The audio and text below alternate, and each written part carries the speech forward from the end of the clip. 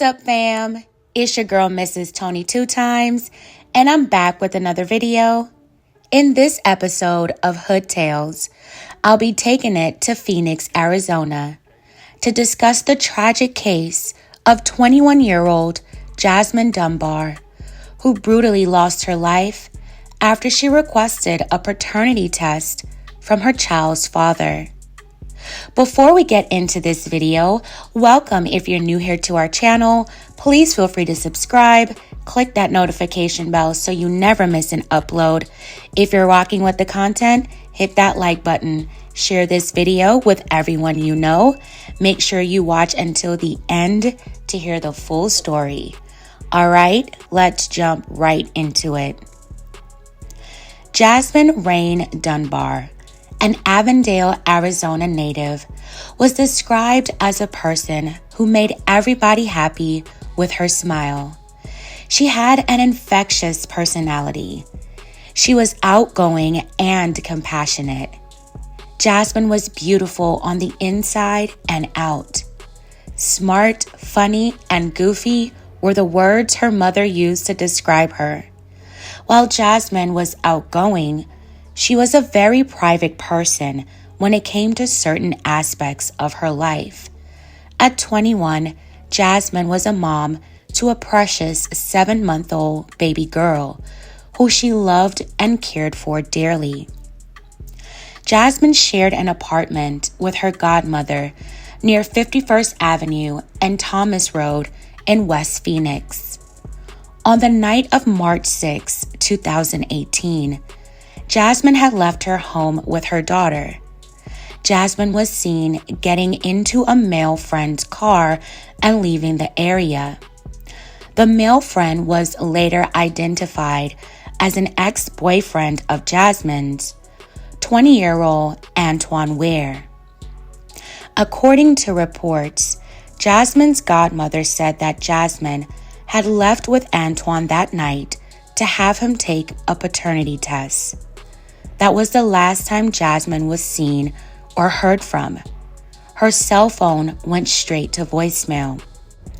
At almost 10 p.m., Phoenix police responded to a call for a child welfare check after a baby girl was found in her car seat on the side of the roadway. The location was several miles away from where Jasmine lived. Officials were able to determine that the baby girl was Jasmine's daughter.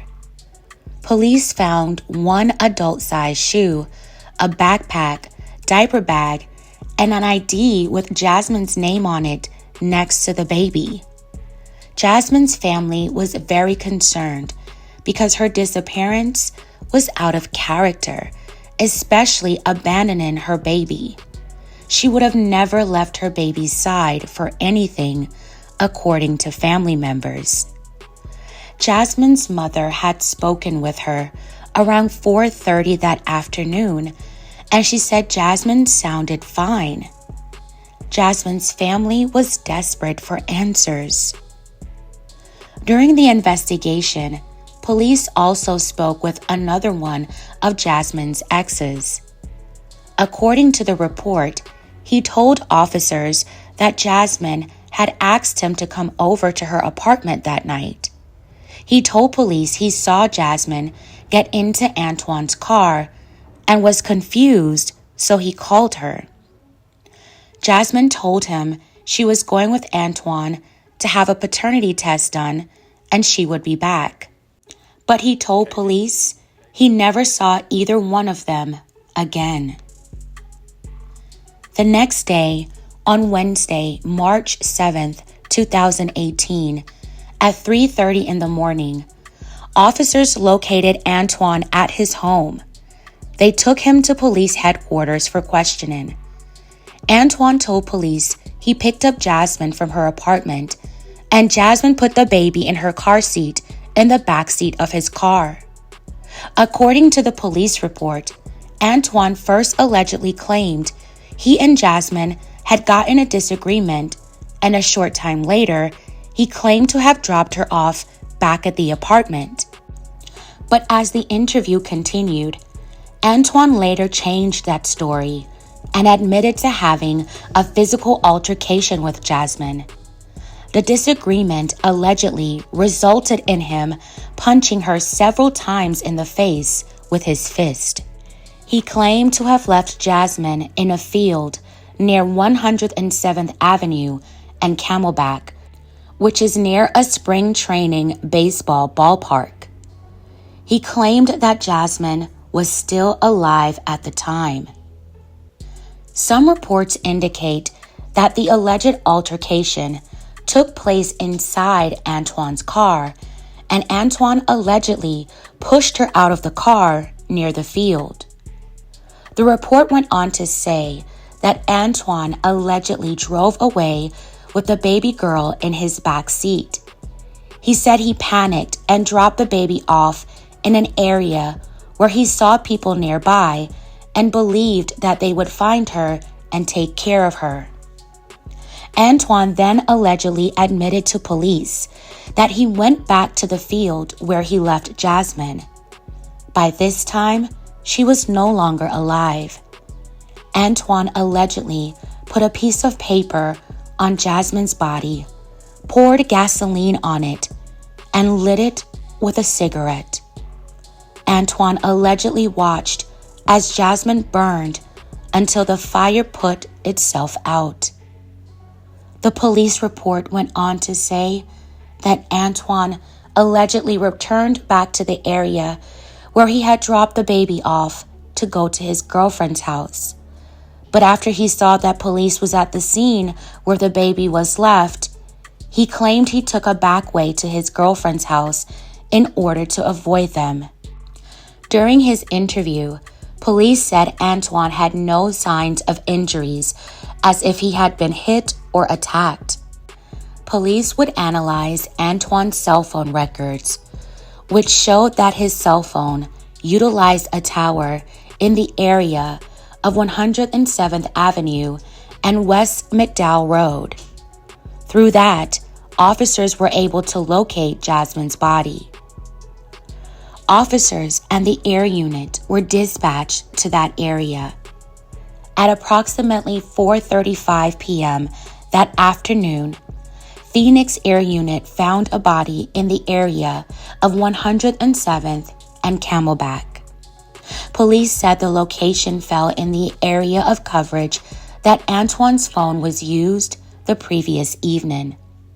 The body was partially burned, but law enforcement believed it to be Jasmine. It was later confirmed to be her.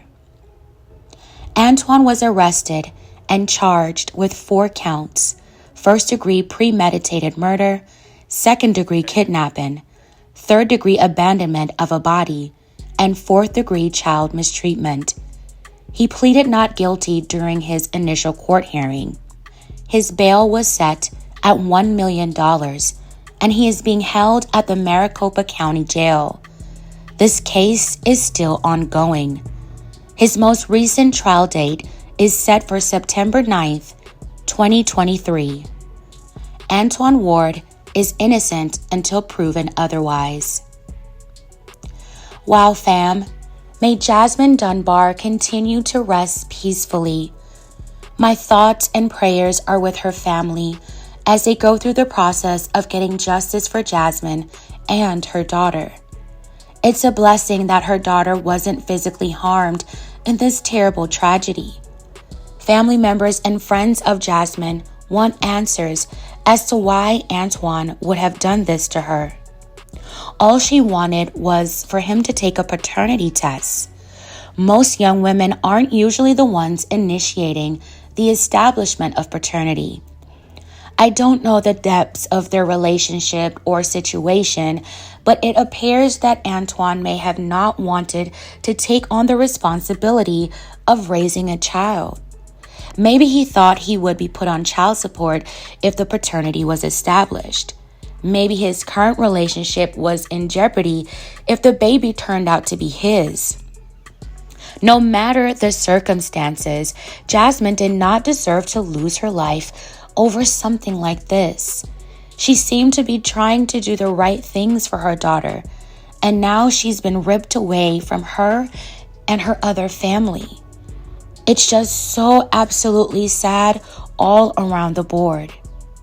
If Antwaun is responsible, his anger and rage towards the situation led him to lose control, so he snapped and created a series of events that made everything even worse. He's been locked up for over 5 years fighting these horrific charges. Jasmine is no longer alive. A daughter is without her mother and possibly a father. If the baby wasn't his, then a paternity test would have cleared all that up. He could have moved on with his life afterwards. I was not able to find anything that confirmed whether Antwaun was the father or not. Fam, tell me your thoughts on this in the comments below. Again, I send my condolences to Jasmine's family. I hope they can heal from this and get the closure they need. All right, fam, that's it for this episode of Hood Tales. Thank you all so much for watching. Please don't forget to like, share, and subscribe. This is your girl, Mrs. Tony 2 Times, and I'm out.